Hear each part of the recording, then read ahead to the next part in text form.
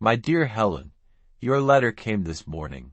I cannot let the day pass without sending you a line. I know the country where you are, for I spent part of the last 2 summers at Dorset, which is just south of you. The last time I was at Lake St. Catherine, I was in the distinguished company and luxurious limousine of Mr. George Brown, Vice President of the United Shoe Machine Company, who is so rich he is almost ashamed of it himself. Rise company for a socialist, eh? I am afraid my only opportunity to see you will be when you are in New York or in some place near enough to Boston for me to go and come back the same day. A visit which would necessitate my staying overnight would, as you can see, be terribly uncomfortable. Besides, I must stay here and work with Corin on our book. But I would go round the world to see you if I thought that a talk with you would root out of your mind what seems to me a tragically mistaken conception of yourself and your relations with Fagan. Let me try to write what I mean. You speak of a confession and of a blot on your life. Why should you burden your soul with such hideously immoral nonsense, Himmel und Erd? It is no crime to love a man, even if he is the poorest thing that ever walked on 2 legs. And it is no crime to want a man even if you are not smitten with what you call true love. What is true love? You may search the sages and poets in vain for an answer. And no instinct or emotion or judgment within yourself ever tells you certainly whether true love has happened to you or not. All you know is that you want something or somebody like the very devil. And usually you don't get what you want. It is painful and tragic. But it is no sin. If it is, then the Almighty is an idiot. As for lying, no fellow in love, unless he is a fool, ever tells the truth, especially to old people whose fires are burned out, who are like dyspeptics sickened at the sight of a husky young person devouring vast quantities of food or looking at it, if it is forbidden, with longing eyes.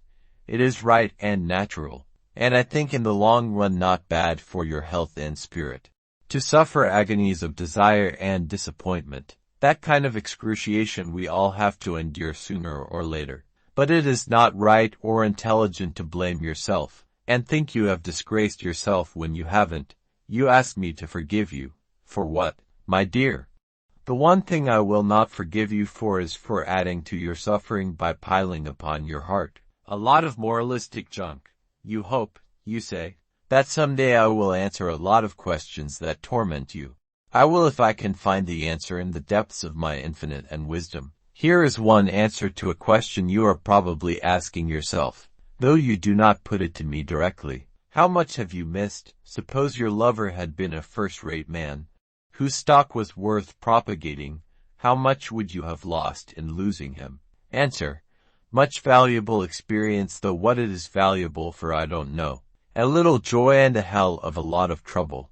That is not my answer, nor is it in any way a reflection of my personal difficulties. It is the answer that your teacher, or your mother, or any woman who has been through the game will give you if she looks back on her life honestly and sizes it up with candor and clearness.